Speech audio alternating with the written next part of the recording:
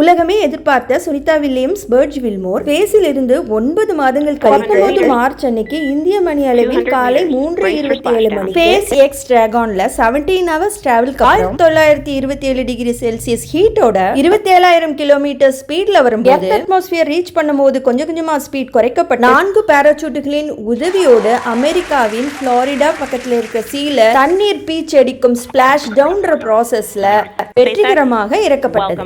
இந்த காட்சியின் போது டிராகனை சுத்தி நிறைய டால்பின்ஸும் கடலில் விளையாடியதை நம்மளால பார்க்க முடிஞ்சது. கடலில் இறங்கிய டிராகனை நாசா மற்றும் அமெரிக்க படையினுடைய ஃபாஸ்ட் ஸ்மால் போட்ஸ் ரெஸ்கியூ போட்க்கு நேர்த்தியா சேனல் பண்ணி கொண்டு போறதை நீங்க பார்க்கலாம். கடல்ல உள்ள கேப்சியூல பொறுமையா தூக்கி ரெஸ்கியூ போட்ல பிளேஸ் பண்ற ஸ்பெஷல் அரேஞ்ச்மெண்ட் இந்த போட்ல பண்ணிருக்காங்க. ரெஸ்கியூ ஷிப்ல கேப்சியூல் நிறுத்தப்பட்டவுடன் புற ஹீட் குறைப்பதற்காக தண்ணி அதன் மேல அடிக்கப்பட்டது. அதுக்கு அப்புறம் அதோடைய டோர் பொறுமையாக திறக்கப்பட்டது. மீட்பு படையினர்ல ஒருத்தர் உள்ளே சென்று இந்த ஆஸ்ட்ரோனட்ஸ் எல்லாரும் சேஃபா இருக்கிறாங்களான்னு செக் பண்றார். எல்லாருமே சேஃபா வந்து இறங்குனதை நம்மளால பார்க்க முடியுது.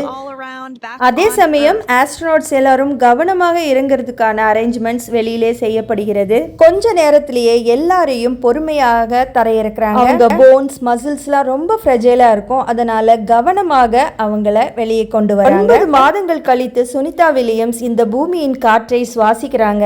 அவங்களோடு சேர்ந்து மற்ற ஆஸ்ட்ரோனட்ஸையும் பத்திரமாக கொண்டு வந்ததற்காக எலான் மஸ்க் மற்றும் ட்ரம்புக்கு உலகமே நன்றி சொல்லிட்டு இருக்கு. தேங்க்யூ.